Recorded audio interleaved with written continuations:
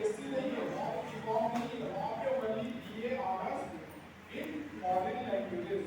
वहाँ पे आप बीए ऑनर्स रशियन में कर सकते हैं, जापानीज में कर सकते हैं, कोरियन में कर सकते हैं, अरबिक में कर सकते हैं और पर्शियन में कर सकते हैं, फ्रेंच, जर्मन, मतलब दुनिया की जितनी बड़ी जबानें हैं तकरीबन 16-17 जबानों के वहाँ पे बीए ऑनर्स से होता है। ठीक है, तो इसके बाद जो है कुछ डिप्लोमा कोर्सेज भी होते हैं फॉरेन लैंग्वेजेस पे, जैसे कि तगाली है, उससे छोटी छोटी जबानें हैं, भाषाएं हैं, उनमें डिप्लोमा और सर्टिफिकेट के कोर्स भी होते हैं। इसके अलावा वहाँ पे जो मास्टर्स के कोर्सेज हैं जैसे एमए है या एमएससी है, तो ये सब मतलब होते हैं इस तरह के कोर्सेज। एमए में जितने भी ह्यूमैनिटीज के सब्जेक्ट हैं सबने वहाँ पे भी उनका है इन्फॉर्म किया है, और उसके साथ साथ वहाँ पे इंटेक भी है, और इधर चंद सालों से बीटेक भी शुरू है, बीटेक के बाद बीटेक फॉर्म शुरू है, और इधर नए नए कई सारे कोर्सेज बना चुके हैं। वहाँ पे संस्कृत का एक स्पेशल स्कूल खुला है, यानी अलग से, है ना, उसको जैसे वहाँ पे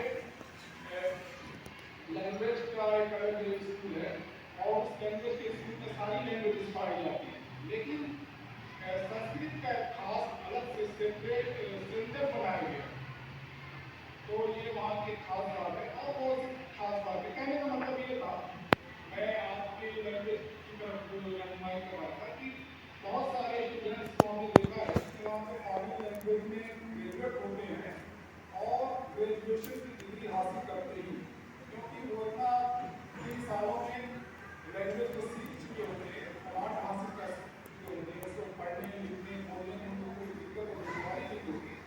और दिल्ली और के बड़े बड़े शहरों में जो मल्टीनेशनल कंपनियाँ हैं उसमें उनको आसानी जो है जॉब मिल जाती है, उनको कोई दुश्वारी नहीं होती है।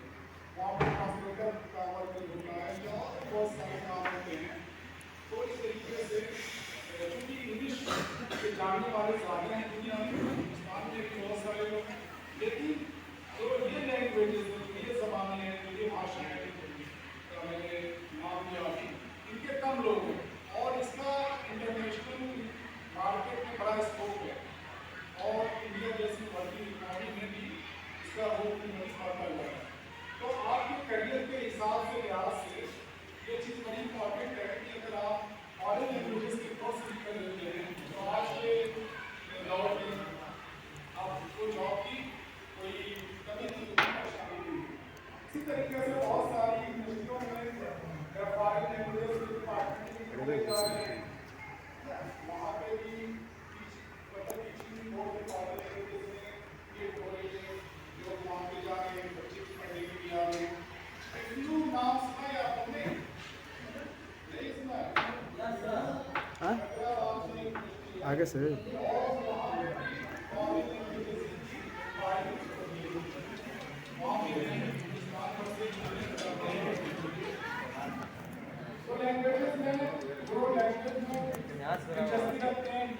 जा पढ़ने वाले बच्चे हैं उनको मायूस होने की जरूरत नहीं है, क्योंकि लैंग्वेज में अगर आपको कमांड है किसी भी एक लैंग्वेज में, तो मुझे नहीं लगता है कि आपको जॉब के लिए बहुत ज़्यादा दुश्वारी या दिक्कत होगी। आपको बोलने की स्किल अगर है आपके पास, आपका प्रोनाउंसिएशन अच्छा है, उच्चारण अच्छा है, तलफ़ुज़ अच्छा है, आप अच्छे से बोल लेते हैं, आपकी बॉडी लैंग्वेज अच्छी है, तो आपको जॉब हासिल करने में दुश्वारी नहीं होगी, क्योंकि ये सब आपकी पर्सनालिटी का एक हिस्सा बन जाता है। और इंटरव्यू का जो मरहला होता है वो खुसूसी तौर पर आपकी पर्सनालिटी को टेस्ट करने के लिए, चेक करने के लिए किया जाता है। जितने भी कॉम्पिटिटिव एग्जाम्स होते हैं आप उनमें देखिए, रिटन एग्जाम के बाद मोस्टली चाहे वो आपको एंट्रेंस का एग्जाम हो, जैसे कि एमफिल का हो, पीएचडी का हो या पीजी का हो, या इसी तरीके से नौकरियों के लिए पीजीटीज के लिए या लेक्चरशिप के लिए, या हम जैसे डायरेक्ट लेक्चरर के लिए हमने कहा पहले पीसीएस के थ्रू रिटन एग्ज़ाम हुआ था और उसके बाद उसको क्वालिफाई करने के बाद इंटरव्यू हुआ था।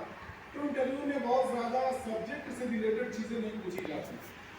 वहाँ पर आपकी पर्सनालिटी को ही देखा और चेक किया जाता है कि आप इंटरव्यू बोर्ड के सामने जिस रूम में या जिस हॉल में चल रहा है उसमें कैसे इंटर करते हो।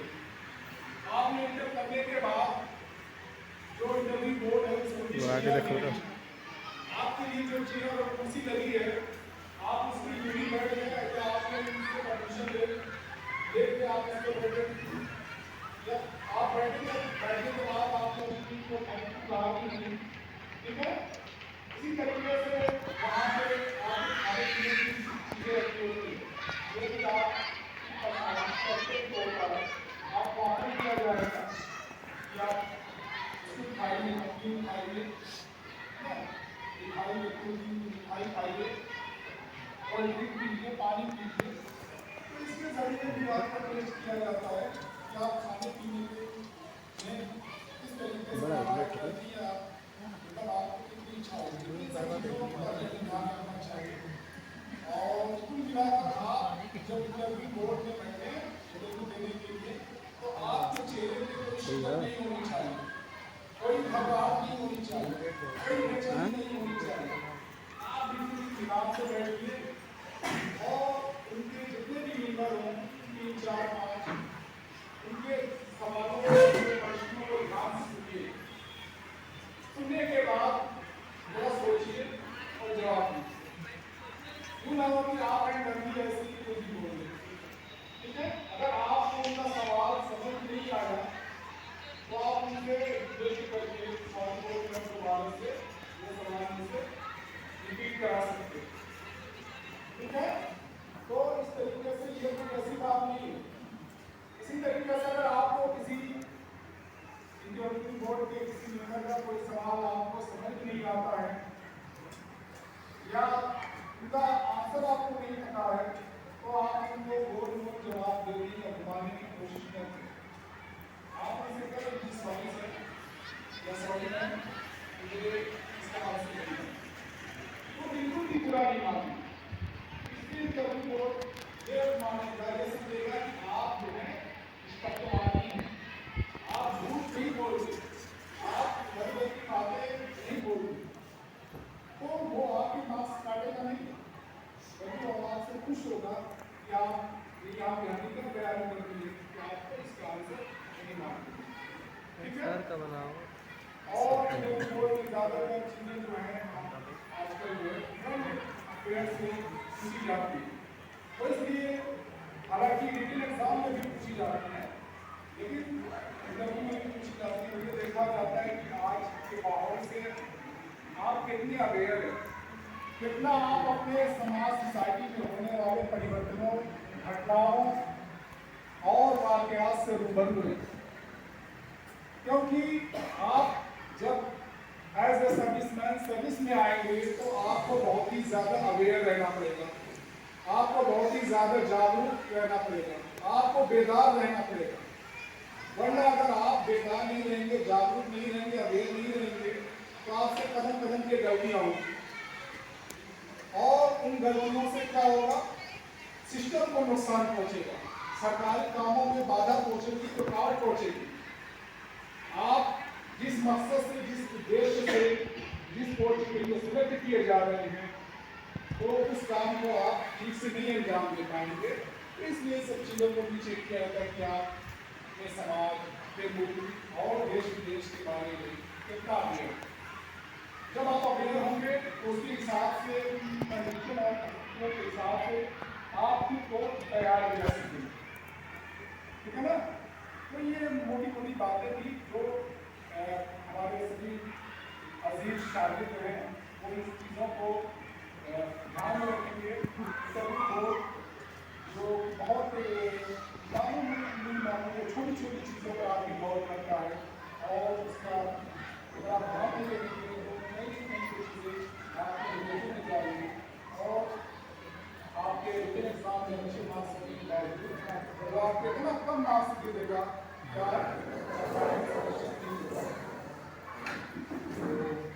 मेरे ख्याल से ये सारी चीज़ें मैंने आपको बताई, आपको बेनिफिशियल होगी और इसके साथ ही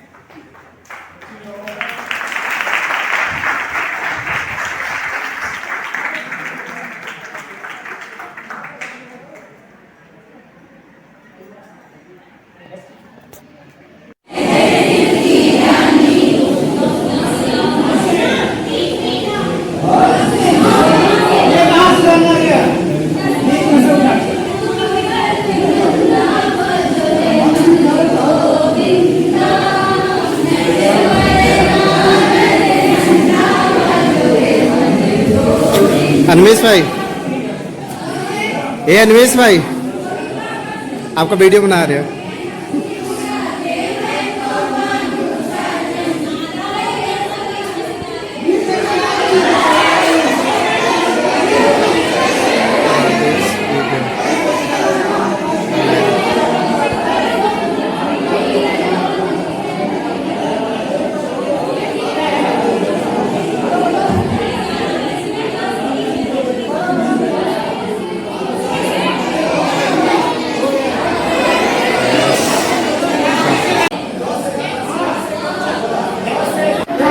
क्योंकि वहाँ पर जो पक्षी है वो आता है पक्षी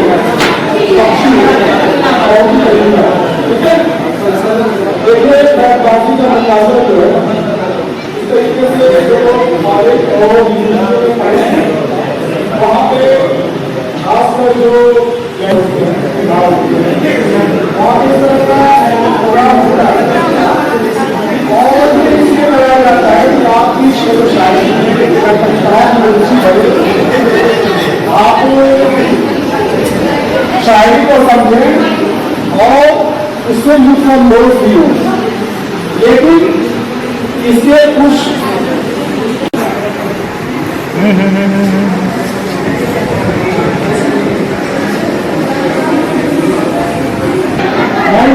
सवाल आया है कि न्यूजीलैंड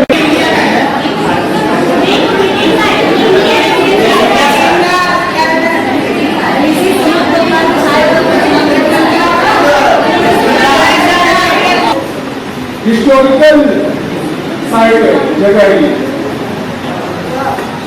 सवाल यह है कि समरकंद वर्तमान में किस देश में आता है? देश में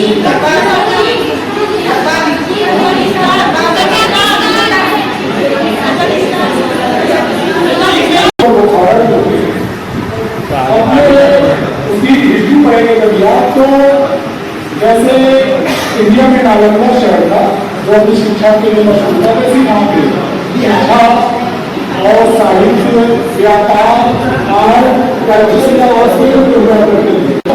वो चीजें जो वहाँ पे भूमि वो तारीखी चीजें, वो नायाब चीजें, वो हिस्टोरिकल चीजें वो हम किताबों में पढ़ते हैं। मैं बात के मुताबिक था तो शायरी का दौर चल रहा था की नजर है और